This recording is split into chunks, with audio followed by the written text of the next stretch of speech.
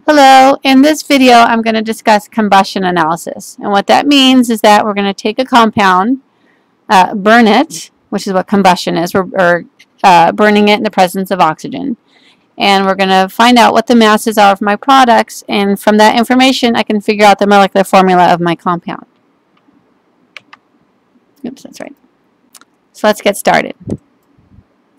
Combustion analysis is a technique to figure out your molecular weight of a compound. What you need to do is you have to start a known mass of your compound, and then you find the mass of the products that are made. And we can use this technique for organic compounds containing carbon and hydrogen, or carbon, hydrogen, and oxygen. This works for both. Now we'll remember our definition for organic compounds in chemistry is a compound has to contain both carbon and hydrogen. That is the definition of an organic compound. CO2 is not organic because there's no hydrogen. H2O is not organic because it doesn't contain carbon. Both have to be present. So if we know the masses of our products, we can figure out the composition of the elements in our products, and then we can find out what the original amounts of our elements were in our original compound that we burned, and then we can find our molecular mass. So what we're going to assume here when we analyze our products and their masses, we're going to assume all the carbon in my original compound forms CO2.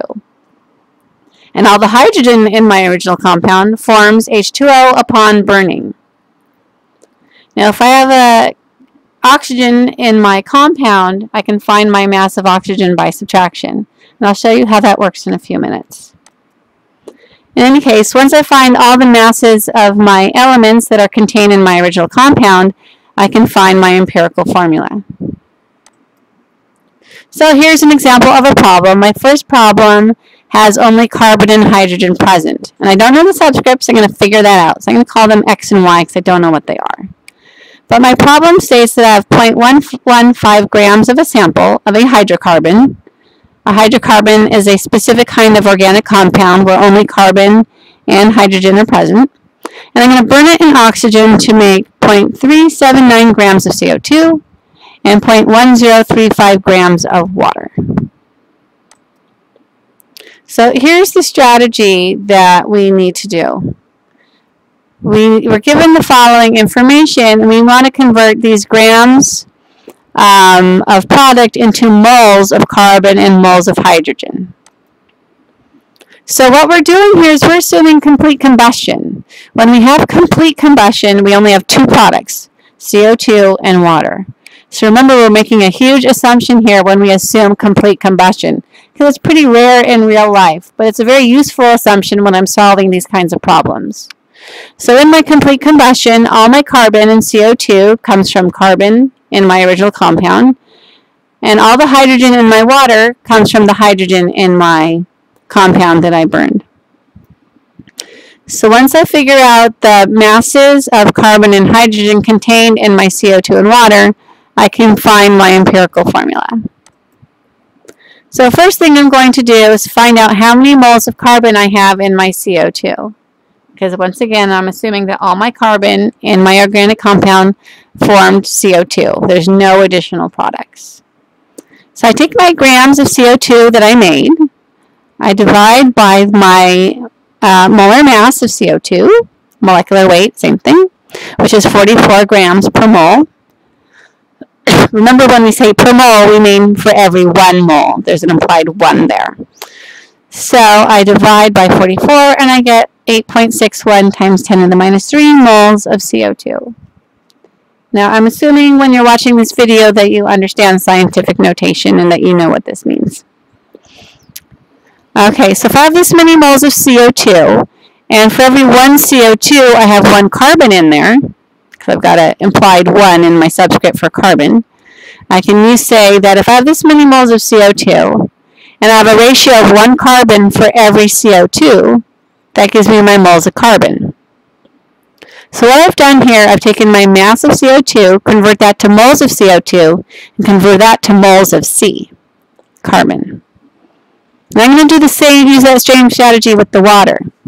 I've got this many grams of water, 0.1035. I divide by the molar mass of water, which is 18, and I get my moles of water, which is right here. Now, I don't want moles of water, I want moles of hydrogen. And I know that for every mole of water, I have 2 moles of hydrogen, because I've got my subscript 2 here.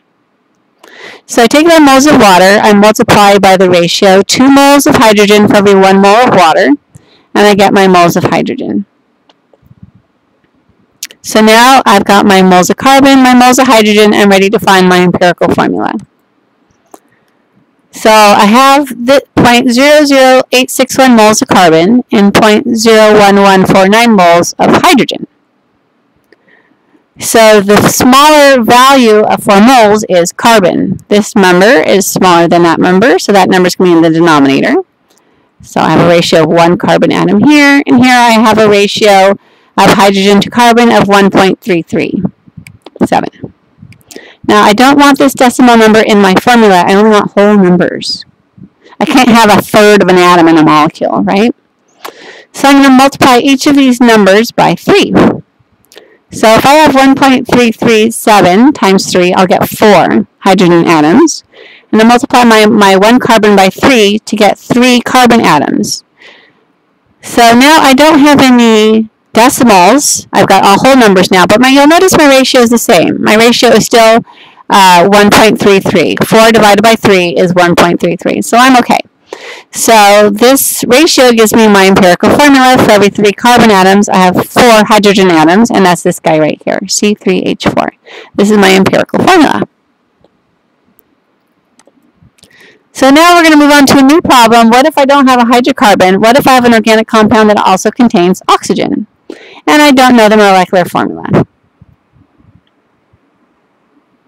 And this is a slightly different problem because I'm looking for the molecular formula, not just the empirical formula. So I have to be given the molar mass of the molecule, the molecular mass, to be able to solve this problem. So I've got a problem here. Let's say I have 13.42 grams of some sample containing carbon, hydrogen, and oxygen, and I burn it, and I get CO2 and water from my products. And I know that my unknown compound's molecular mass is 268.34 grams per mole. I'm going to need this information later to find my molecular formula. I'm going to start by finding my empirical formula, and then I'll go from there to the molecular formula. So once again, we're assuming complete combustion. All the carbon in my unknown went into CO2, and all the hydrogen in my unknown went to water. Now, since there's oxygen in both CO2 and water, I can't use those masses to find how much oxygen is in my compound. What I have to do is I'll take the original mass of my compound that I burned, subtract the mass of carbon, subtract the mass of hydrogen. What's left over has to be my mass of oxygen.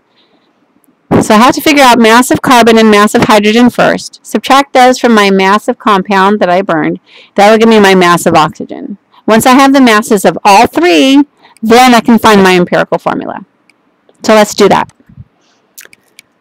So, like I said, we're assuming all my carbon went into CO2,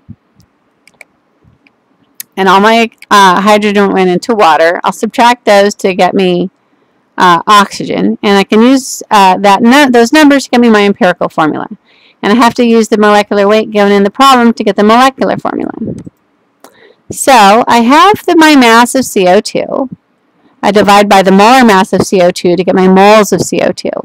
And just like I did in the previous problem, I know for every 1 mole of CO2, I have 1 mole of carbon. So I use that ratio to get my moles of carbon.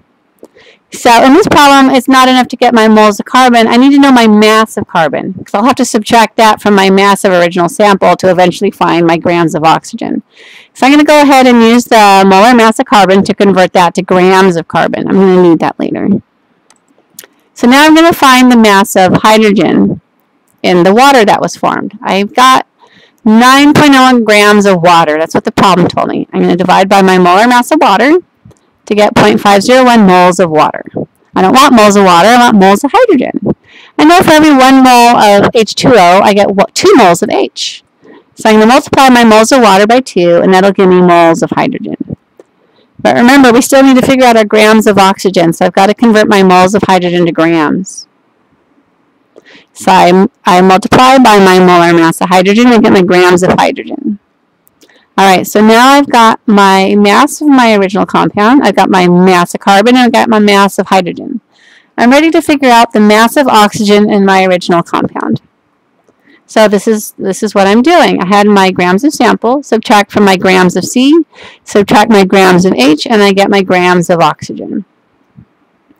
Now I know how many grams of each component I have in my compound. I'm ready to figure out my empirical formula. So I'm going to convert everything from grams to moles. I got 10 grams of C, divide by 12 to get my moles back. Take my grams of hydrogen, divide by atomic mass of hydrogen, get my moles of hydrogen back. And now I've got grams of oxygen. That's new. I just figured that out the previous slide. Got my grams of oxygen, divide by my molar mass of oxygen, and I got my moles of oxygen atoms. So now I've got 0.9 moles of carbon, 1 mole of hydrogen, 0.1 moles of oxygen. So I'm going to divide all of these by 0.1, that's my smallest number of moles, to get my mole ratios. So I'm going to come over here. I have 1 oxygen atom here. 1 divided by 0.1 is 10, so I have 10 hydrogen atoms there. 0.9 divided by 0.1 is 9. So in my empirical formula, I'm going to have 1 oxygen atom, 10 hydrogen atoms, and 9 carbon atoms, and that's what I have over here. C9H10, 0. So that's my empirical formula. Now I've got my empirical formula, I'm ready to figure out my molecular formula. So I was given my problem that the molecular mass of my compound was 268.34 grams per mole. And I know that in 1 unit of my empirical formula, that has a mass of 134 grams per mole. So I need more than 1 unit of my empirical formula to get to my molecular formula. So I'm going to divide. I'm going to take my molecular mass, divide by my mass of 1 empirical unit to get me my N, how many units are in my molecule, and N equals 2. So I need 2 of these guys to make my molecule. So I'm going to multiply all my subscripts by 2 in my molecular formula for my compound C18H20O2. So now I've got my molecular formula and I have solved my problem. I hope this video helps, and feel free to watch my other videos. Thank you for watching.